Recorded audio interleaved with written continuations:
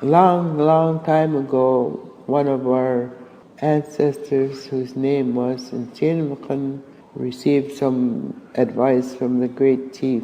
The great chief told him that the land was going to flood and almost all the mountains would be covered with the water except In-SHUCK-ch. The great chief gave In-SHUCK-ch some instruction: bind together all of the cedar bark and these willow saplings into a long rope and anchor it onto the top of the In-SHUCK-ch mountain. Although he could not see the great chief, In-SHUCK-ch believed the advice that he received from him. His brother In-SHUCK-ch began to question what he was doing. "Why don't you make the rope out of animal hide?" In-SHUCK-ch looked at his brother and replied, "I have been given my orders from the great chief.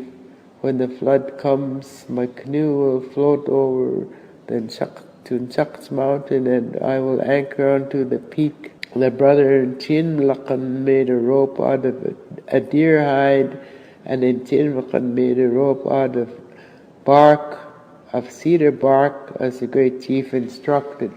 It began to rain, a great and continuous rain on the lands. The lakes and rivers began to overflow their banks and flood the surrounding country. And In-SHUCK-ch and his family took refuge in his canoe. When the people saw the water rise above the ordinary high water mark, they became afraid. When they saw that they would probably drown, they begged the brothers to save their children rather than themselves. And In-SHUCK-ch's canoe was too small to hold all the children, so In-SHUCK-ch took one child from each family, a male from one, a female from the next, and so on. The rain continued falling, and the water rose until all of the land was submerged, except the peak of the high mountain called In-SHUCK-ch. In-SHUCK-ch was so named because it was split like a crutch. In-SHUCK-ch told his brother to anchor to In-SHUCK-ch. They both fastened their ropes to In-SHUCK-ch mountain. It is not known how long the people are anchored to the mountain peak, but In-SHUCK-ch's brother's rope, which was made from animal hides, stretched on it until it broke. This raft floated away because the water was moving so fast.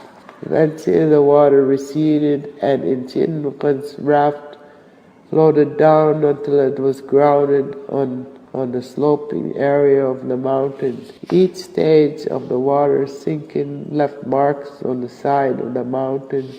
When the ground was dry again, the people settled on the land that is opposite the present site of Pemberton. In-SHUCK-ch settled in the valley with his wives and children and began to live off the land. The people who survived on In-SHUCK-ch's canoe spread out through the valley and settled in places that were rich with food. They settled in Green Lake, Anderson Lake, Seton Lake, Little Lillooet Lake, and along the lower Lillooet River. This was the country peopled by the offsprings of In-SHUCK-ch and survivors of the Great Flood.